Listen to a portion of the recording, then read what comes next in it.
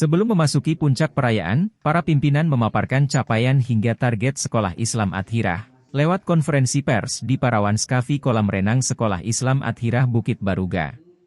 Direktur Sekolah Islam Adhirah Syamril mengatakan, saat ini sudah 13 unit sekolah dengan total peserta didik sekitar 3.500 orang, guru dan pegawai sekitar 700 orang.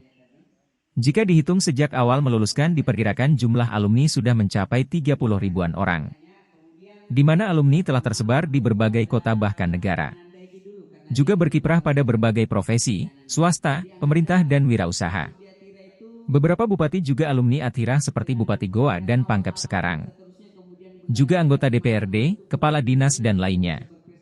Syamril menambahkan, capaian prestasi juga membanggakan di mana hampir tiap tahun siswa Adhirah mewakili Sulsel pada ajang Olimpiade Sains Nasional dan telah mempersembahkan medali emas, perak dan perunggu. Bahkan pada level internasional Science Olympiad juga bisa berprestasi.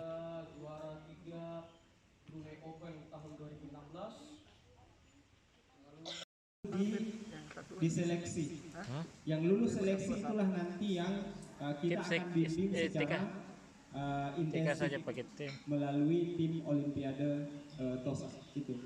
Jadi tidak semua. Jadi anak-anak yang memang punya potensi. Seluruh rekan-rekan media. Mungkin begini terkait dengan yang ditanyakan tadi dan sebentar mungkin bagus kita banyak tanya jawab. Sebelum saya perkenalkan, ini salah satu siswa kami dari 440 siswa SMA Adhirah Bukit Baruga. Jadi ini salah satu yang ini kita tarik juga ke sini karena ada acara ya. Ini dia berpagi ini karena akan tampil untuk ujian praktek seni. Prestasinya Ananda ini nasional. Bagaimana belajar Pak IPA, kemudian dikaitkan dengan Al-Quran dan hadis, serta nanti ujung-ujungnya membentuk karakter anak kita.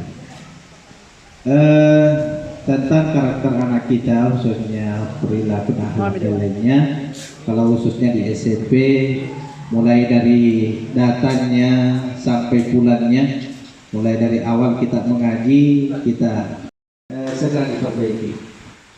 Itu salah satu diantaranya di sekolah kami, khususnya di SMP. Mungkin nanti akan ditambah lagi tentang pembentukan karakter atau akhlak anak kita, khususnya